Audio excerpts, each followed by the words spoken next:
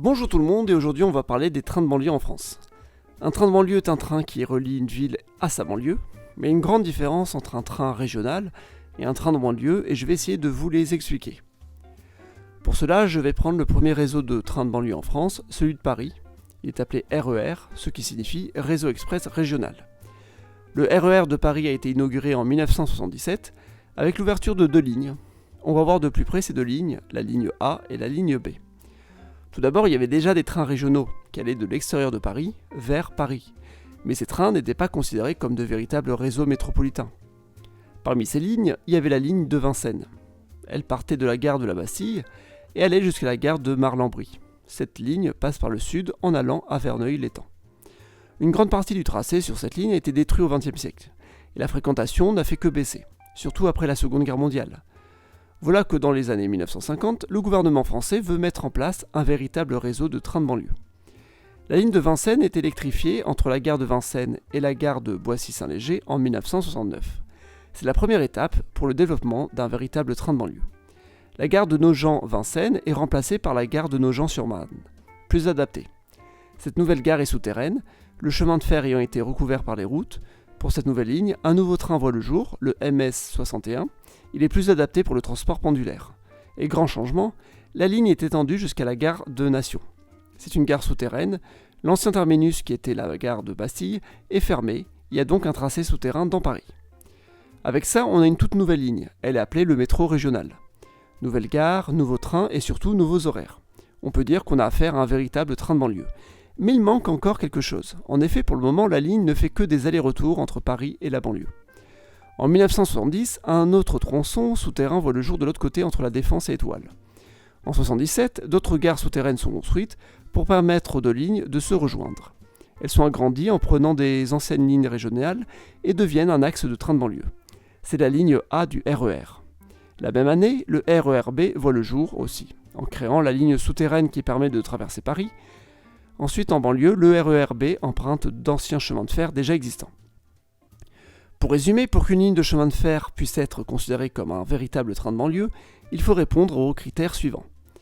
Premièrement, la ligne traverse la ville. On parle de diamétralisation, quand deux terminus sont reliés entre eux pour que la ligne soit continue.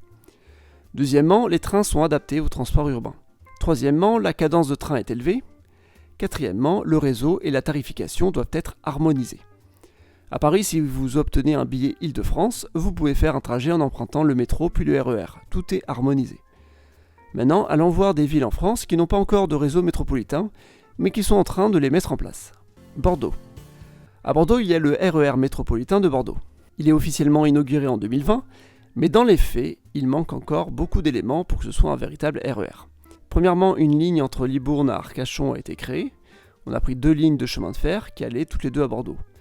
Premièrement, la ligne traverse la ville, elle ne s'arrête pas à Bordeaux mais va d'une banlieue à une autre. Donc le premier point est validé. Même si c'est très différent du cas de figure de Paris, à Bordeaux le train régional passe déjà par la gare de Bordeaux, ce qui change c'est que la ligne continue de Libourne à Arcachon, en faisant de Bordeaux un simple arrêt. Certaines petites gares sont réutilisées comme par exemple la gare de Pessac, qui devient un arrêt de cette ligne. Deuxièmement, les trains restent les mêmes, ce sont les trains régionaux qui continuent à circuler car déjà adaptés. Le modèle est le Régio N2. Qui est en réalité plutôt adapté pour le transport entre deux villes, qui demande un certain confort, plutôt que d'une banlieue à une ville-centre, qui demande plus de densité de passagers. Mais l'agglomération de Bordeaux n'a pas la même population que celle parisienne. Troisièmement, la cadence des trains est élevée par rapport à l'offre régionale. Il y a des trains toutes les demi-heures sur la ligne. Même si c'est peu par rapport au RER de Paris, la population n'est pas la même. Ce qui est important, c'est que l'horaire soit régulier. Quatrièmement, la tarification n'est pas encore harmonisée. Il n'y a pas de billets pour le RER de Bordeaux, on les achète comme un train régional. De toute façon, ce RER de Bordeaux n'est pas encore prêt. À terme, il devra être harmonisé et deux autres lignes doivent voir le jour, dont une qui est diamétralisée. Lyon. Lyon a aussi son projet de train de banlieue. La ville a un avantage, c'est qu'elle est déjà au centre d'un réseau étoilé de lignes régionales. Sur le tronçon de la ligne qui va de Lyon à Marseille, une gare a été construite en 2009 pour en faire une sorte de station RER. C'est la gare Jean Massé. Dans l'ouest de Lyon, 3 lignes de trains régionaux ont été réutilisées pour y faire circuler un tramway à partir de 2012. Ce n'est que depuis 2022 que le projet de faire un vrai RER voit le jour à Lyon, avec pour objectif d'augmenter la cadence des trains et la standardisation des tarifs. Pour le moment, il y a une augmentation de la cadence sur des lignes de train régionales, Cette année 2022, un nouveau quai est inauguré à la gare de Lyon-Part-Dieu qui doit servir à faire rouler les trains qui ne marquent qu'un petit arrêt pour le transport vers les banlieues. Toulon. À Toulon, on prévoit d'utiliser 2 lignes de chemin de fer pour en faire un réseau métropolitain.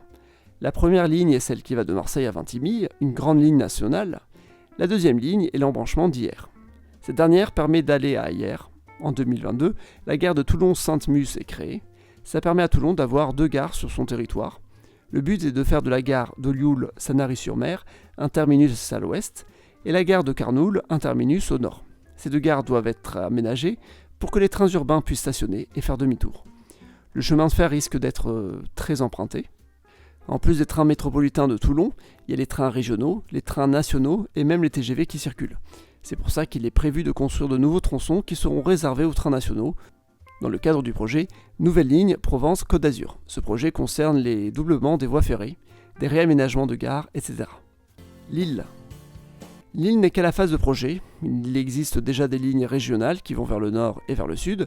Parmi les projets, il y aurait la construction d'une 3e gare à Lille pour désengorger les 2 autres. Notons que ce futur réseau sera sûrement international si la ville de Courtrai est concernée, ville où la langue officielle est le néerlandais. Cela posera donc un double problème entre l'internationalisation de la gestion du réseau et de la langue. Toulouse. Toulouse a un projet moins ambitieux pour le moment, qui ne concernera qu'une seule ligne régionale, celle qui va de Bordeaux jusqu'à Sète. Elle partira de Toulouse pour aller à la gare de Castelnau d'Estrelles-le-Fond. C'est donc une ligne simple qui part du centre pour aller vers une ville voisine. C'est assez pratique car jusqu'à cette ville, il y a eu une urbanisation tout le long de la ligne.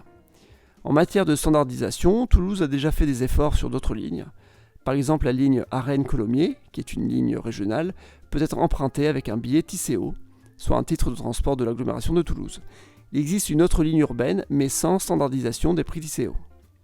Maintenant qu'on a vu des réseaux en projet, parfois avec déjà des phases de construction, allons voir 2 réseaux en France qui sont presque complets. Genève. Genève n'est pas en France, mais son agglomération l'est en partie. Genève a mis en place le Léman Express pour desservir sa banlieue française. C'est donc un réseau international qui doit avoir une double gestion. C'est la société publique Lemanis qui gère le réseau, cette dernière étant une filiale commune des chemins de fer suisses et français. Heureusement, la langue officielle, le français, est la même des 2 côtés, mais pas la monnaie. La tarification a été standardisée avec le Léman Pass, même si dans les feuilles, il n'y a pas encore un zonage comme on peut le trouver pour le RER parisien. La principale ligne est le CEVA, Cornavin, Eaux-Vives, Annemasse. Une partie de cette ligne côté suisse a été enfouie sous terre et par-dessus, une piste cyclable a vu le jour. Aujourd'hui, le réseau est composé de 6 lignes, dont certaines vont vers la France. Strasbourg. Le réseau express métropolitain européen a été inauguré en décembre 2022 à Strasbourg. C'est un réseau encore loin d'être complet. 3 lignes régionales sont modifiées pour l'occasion. Elles accueilleront bien plus de trains qu'avant. 2 lignes partent de Strasbourg pour aller à Molsheim et Haguenau. Enfin, une ligne va de Saverne à Sélestat en traversant Strasbourg.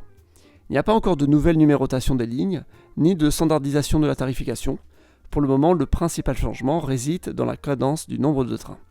Voilà donc où sont les réseaux de trains de banlieue en France. Pour le moment, seul Paris a un véritable réseau, bien numéroté, aménagé, standardisé et cadencé. Ailleurs, on n'est qu'à des phases initiales, mais on peut espérer que ces réseaux vont se développer. Comme je l'ai dit, ce qu'il manque encore, c'est la standardisation des réseaux pour qu'ils soient réellement liés à celui de la ville. Par exemple, à Strasbourg, il existe un nom de réseau qui est le REM, mais à part ça, les lignes n'ont pas de nom.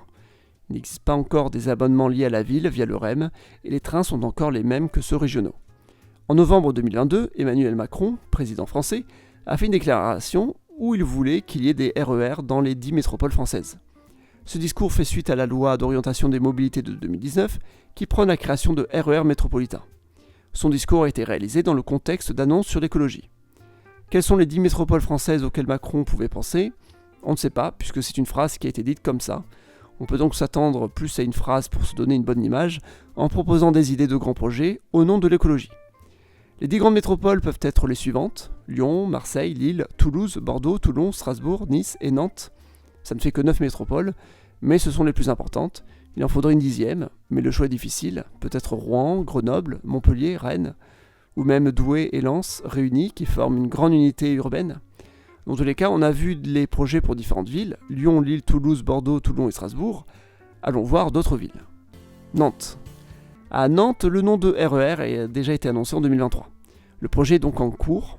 La ligne qui devrait se développer est celle vers Ancenis, où une voie de stationnement pour les trains a été construite en 2021, leur permettant de faire demi-tour et d'accroître la fréquence. Rennes.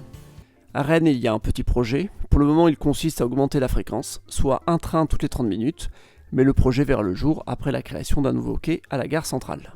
Marseille. Le RER marseillais va s'inscrire dans le grand projet Nouvelle Ligne Provence-Côte d'Azur.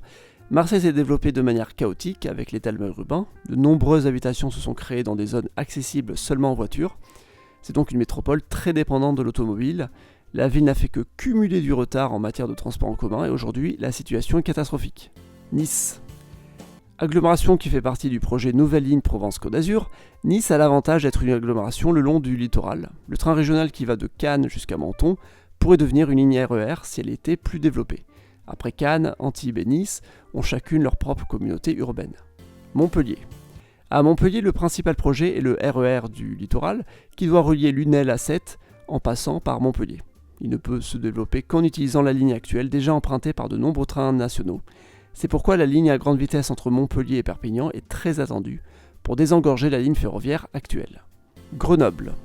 À Grenoble, le terme RER est inscrit depuis 2018 dans le plan de déplacement urbain. L'agglomération de Grenoble forme une sorte de Y. Le réseau ferré suit déjà cet axe. Il faudra donc l'utiliser pour développer des trains métropolitains. Rouen. Pour le moment, Rouen n'a pas de projet de RER, mais a un projet de nouvelle ligne de chemin de fer pour relier Paris. Le projet pourrait permettre de désengorger la ligne actuelle, qui pourra à terme augmenter sa cadence en train de banlieue.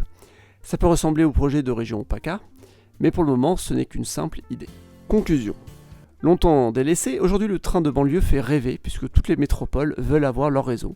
Et ce, peu importe la lignée politique, les plus progressistes mais aussi les plus conservateurs veulent des trains métropolitains efficaces. Ce qui prouve un profond changement de mentalité. La France a la chance d'avoir un réseau de chemin de fer préexistant qu'elle peut réutiliser pour en faire des réseaux. L'Allemagne et de manière générale les pays de langue allemande sont des exemples en développement de trains de banlieue. Dans ces pays, les grandes agglomérations ont développé des réseaux appelés S-Bahn à partir des chemins de fer régionaux.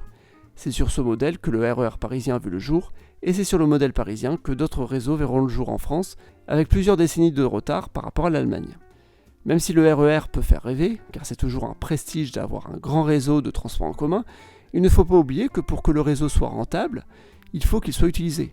Et pour qu'il le soit, il faut qu'il soit plus pratique que la voiture. Et parfois, ça signifie de devoir rendre la voiture moins pratique, même si ça peut paraître contre-intuitif, contre-productif et impopulaire. Voilà, c'est tout ce que j'avais à dire sur les RER. Je ferai d'autres vidéos sur les transports en commun, notamment sur le lien avec l'automobile. En tout cas, merci d'avoir vu la vidéo. Vous pouvez mettre un pouce bleu ou vous abonner à la chaîne pour la soutenir. Merci.